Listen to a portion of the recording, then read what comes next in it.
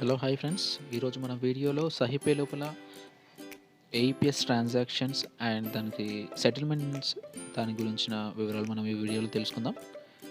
ఈ ఛానల్ని మొదటిసారి చూస్తున్నట్టయితే సబ్స్క్రైబ్ చేయండి. ఇలాంటి వీడియోస్ మీ మొబైల్లో నోటిఫికేషన్ ద్వారా పొందడానికి బెల్ ఐకాన్ని ప్రెస్ చేయండి. ఓకే, టాపిక్లోకి వెళ్దాం. అయితే సహిపే లోపల ఏఈపిఎస్ ట్రాన్సాక్షన్స్ ఎలా చేయాలి, సో దాని లోపల ఎలాంటి డీటెయిల్స్ ఉంటాయో ఈరోజు చూద్దాం. ఏఈపిఎస్ అని బ్యాంకింగ్ లోపల ఏఈపిఎస్ అని కనిపిస్తుంది కదండి, మన ఇక్కడ ఏఈపిఎస్ అని కనిపిస్తుంది కదా. సో ఇక్కడ వచ్చేసి మనం ఏఈపిఎస్ ఇక్కడ క్లిక్ చేస్తే దీని లోపల మనకు 4 టైప్స్ ఆఫ్ ఉంటాయి. అండ్ వచ్చేసి cash deposit, withdrawal, balance enquiry and mini statement. So ఇలా 4 స్టేట్మెంట్స్ అనేవి ఉంటాయి. సో మనం క్యాష్ విత్డ్రాల్ చేసి చూద్దాం అండ్ దానికి సంబంధించిన డీటెయిల్స్ చూద్దాం. ఒకసారి నేను నా వ్యాలెట్లో ఒకసారి బ్యాలెన్స్ చూపిస్తున్నాను. చూడండి, 3008 రూపీస్ 0.66 అని ఉన్నాయి. సో ఇప్పుడు చూద్దాం, మనం ట్రాన్సాక్షన్ అనేది చేద్దాం. హోమ్లోకి వెళ్ళేసి ఏఈపిఎస్ ప్రెస్ చేస్తున్నాను అండ్ నెక్స్ట్ క్యాష్ విత్డ్రాల్ చేస్తున్నాను. సో ఫస్ట్ వచ్చేసి ఇక్కడ బ్యాంక్ సెలెక్ట్ చేసుకుంటున్నాను. అది యాక్సిస్ బ్యాంక్ సెలెక్ట్ చేసుకున్నాను. అండ్ ఇక్కడ వచ్చేసి మీకు ఆధార్ నెంబర్ని ఎంటర్ చేస్తున్నాను. దెన్ అమౌంట్ 3000 రూపీస్ నేను ట్రాన్సాక్షన్ చేస్తున్నాను అండ్ నా మొబైల్ నెంబర్ ఎంటర్ చేశాను. సో హియర్ బై అది కన్ఫర్మేషన్ ఆల్రెడీ ఆటోమేటిక్లీ టిక్ మార్క్లో ఉంటుంది. అండ్ స్కాన్ అండ్ సబ్మిట్ చేసే ముందు బిఫోర్గా మీరు స్కానర్డ్ బయోమెట్రిక్ డివైస్ని మీ మొబైల్కి అటాచ్ చేసి పెట్టాలి. And then scan and submit అని ప్రెస్ చేయాలి. ఇప్పుడు నేను ప్రెస్ చేస్తున్నాను.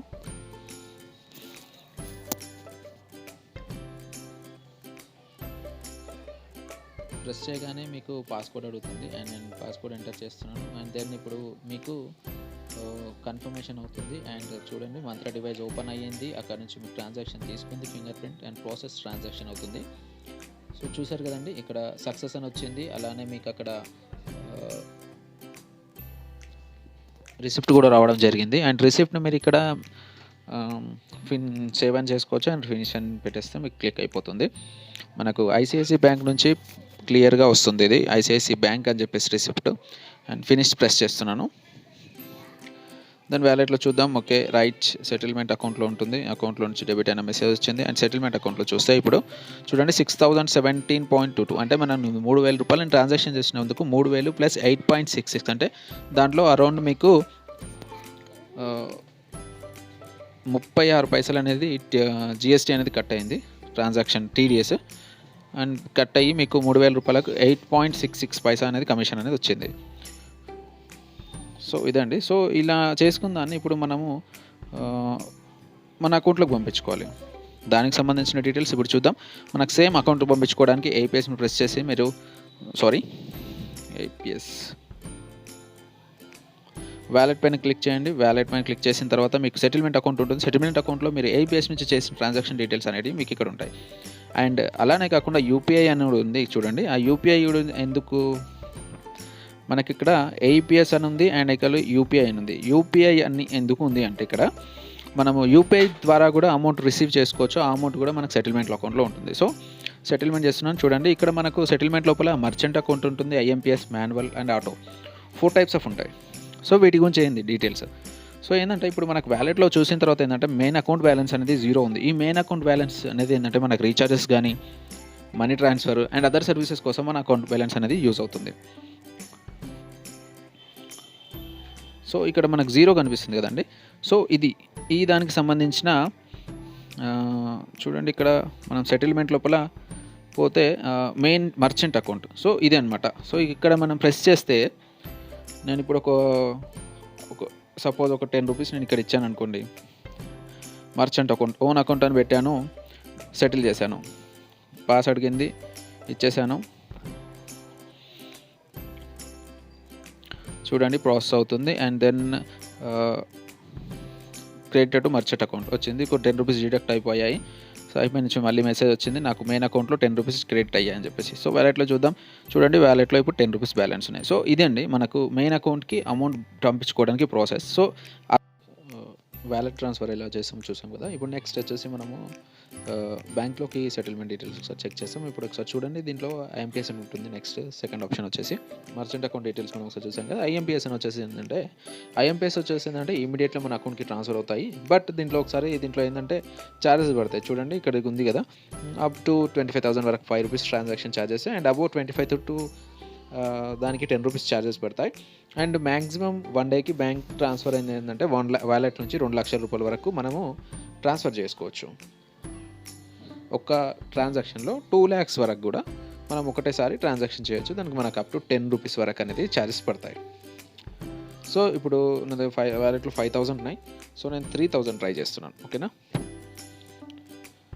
3,000 ఆల్రెడీ మనం అకౌంట్ అనేది యాడ్ అయి ఉంటుంది అక్కడ. సో నేను ఇప్పుడు 3,000 ట్రై చేస్తున్నాను అండ్ సెటిల్ అనేది ప్రెస్ చేస్తున్నాను. అండ్ పాస్వర్డ్ అడుగుతుంది, నేను ఎంటర్ చేసేసాను. చూడండి ప్రాసెసింగ్ అయింది, సక్సెస్ఫుల్ అనే మెసేజ్ వచ్చింది. నా వ్యాలెట్లోంచి ₹3,000 మనం 3,000 ప్రెస్ చేసాము. ₹3,000 అనేది డెబిట్ అయిపోయింది నా అకౌంట్లోంచి. అండ్ చూడండి మనకు మెసేజ్ కూడా వచ్చింది, సైపే నుంచి ₹3,000 మీ వ్యాలెట్లోంచి డెబిట్ అయిపోయాయి అని చెప్పేసి. అండ్ నా బ్యాంక్ నుంచి కూడా కన్ఫర్మేషన్ వచ్చింది. చూడండి ఒకసారి చూడండి మీరు క్లియర్గా, ₹2,995 అని వచ్చింది మనకు. సో ఇది ఐఎంపిఎస్ అండి. సో ఇంకోటి మాన్యువల్ అని ఉంటుంది. మాన్యువల్ గురించి వచ్చేసి ఏంటంటే ఒకటి ఫీచర్ ఏంటంటే, మాన్యువల్ అంటే నెఫ్ట్ ద్వారా ట్రాన్సాక్షన్ అవుతుంది. బట్ మనకు సహిపేలో ఒక అడ్వాంటేజెస్ ఏంటంటే, మాన్యువల్ ట్రాన్సాక్షన్ సెటిల్మెంట్కి సంబంధించిన ట్రాన్సాక్షన్ ఛార్జెస్ అనేది 0. బట్ నెఫ్ట్ ట్రాన్సాక్షన్కి సంబంధించి ఒకసారి మనం ట్రాన్స్ఫర్ కొడితే ఆ అమౌంట్ అరౌండ్ 1 hour నుంచి 2 hours పడుతుంది టైము. 2 hours మనకు అమౌంట్ అనేది అకౌంట్లోకి సెటిల్మెంట్ అనేది అవుతుంది.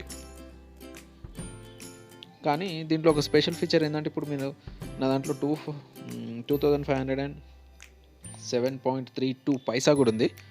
సో నేను ఆ టోటల్ పైసా జీరోగా నేను అనేది సెటిల్మెంట్ చేస్తున్నాను. చూడండి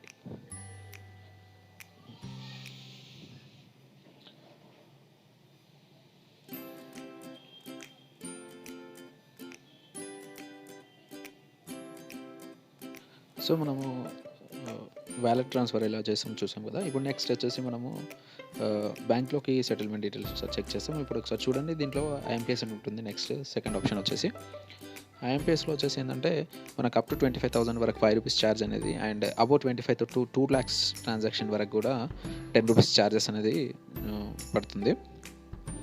సో ఇది ఐఎంపిఎస్ అంటే ఏంటంటే మనకు ఇన్స్టెంట్లో అవుతుంది. సో దీనికి సంబంధించి మనకు ఐఎంపిఎస్ ఛార్జెస్ అనేది పడతాయి అన్నమాట. సో ఇప్పుడు నేను ట్రై చేస్తున్నాను. చూడండి ఒకసారి నా అకౌంట్లోకి సెటిల్మెంట్ చేసుకుంటున్నాను. ఒక ₹3,000 చేస్తున్నాను. చూడండి సో సెటిల్మెంట్ చేసి చూద్దాం. సో మర్చెంట్ అకౌంట్ డీటెయిల్స్ మనం ఒకసారి చూసాం కదా. ఐఎంపిఎస్ వచ్చేసి ఏంటంటే ఇమీడియట్గా మన అకౌంట్కి ట్రాన్స్ఫర్ అవుతాయి. బట్ దీంట్లో ఏంటంటే ఛార్జెస్ పడతాయి. చూడండి ఇక్కడ ఉంది కదా, అప్ టు 25,000 వరకు ₹5 transaction charges, and above 25 to దానికి ₹10 ఛార్జెస్ పడతాయి. అండ్ మ్యాక్సిమం 1 డేకి బ్యాంక్ ట్రాన్స్ఫర్ అయింది ఏంటంటే వాలెట్ నుంచి ₹2,00,000 వరకు మనము ట్రాన్స్ఫర్ చేసుకోవచ్చు. ఒక ట్రాన్సాక్షన్లో 2 lakhs వరకు కూడా మనం ఒకటేసారి ట్రాన్సాక్షన్ చేయొచ్చు. దానికి మనకు అప్ టు ₹10 వరకు అనేది ఛార్జెస్ పడతాయి. సో ఇప్పుడు నా వాలెట్లో 5,000 ఉన్నాయి. సో నేను 3,000 ట్రై చేస్తున్నాను. ఓకేనా, 3,000 ఆల్రెడీ మనం అకౌంట్ అనేది యాడ్ అయి ఉంటుంది అక్కడ. సో నేను ఇప్పుడు 3,000 ట్రై చేస్తున్నాను అండ్ సెటిల్ అనేది ప్రెస్ చేస్తున్నాను. అండ్ పాస్వర్డ్ అడుగుతుంది, నేను ఎంటర్ చేసేసాను. చూడండి ప్రాసెసింగ్ అయింది, సక్సెస్ఫుల్ అనే మెసేజ్ వచ్చింది. నా వ్యాలెట్లోంచి ₹3,000 మనం 3,000 ప్రెస్ చేసాము. ₹3,000 అనేది డెబిట్ అయిపోయింది నా అకౌంట్లోంచి. అండ్ చూడండి మనకు మెసేజ్ కూడా వచ్చింది, సైపే నుంచి ₹3,000 మీ వ్యాలెట్లోంచి డెబిట్ అయిపోయాయి అని చెప్పేసి. అండ్ నా బ్యాంక్ నుంచి కూడా కన్ఫర్మేషన్ వచ్చింది. చూడండి ఒకసారి చూడండి మీరు క్లియర్గా, 2,995 అని వచ్చింది మనకు. సో ఇది ఐఎంపిఎస్ అండి. సో ఇంకోటి మాన్యువల్ అని ఉంటుంది. మాన్యువల్ గురించి వచ్చేసి ఏంటంటే ఒకటి ఫీచర్ ఏంటంటే, మాన్యువల్ అంటే నెఫ్ట్ ద్వారా ట్రాన్సాక్షన్ అవుతుంది.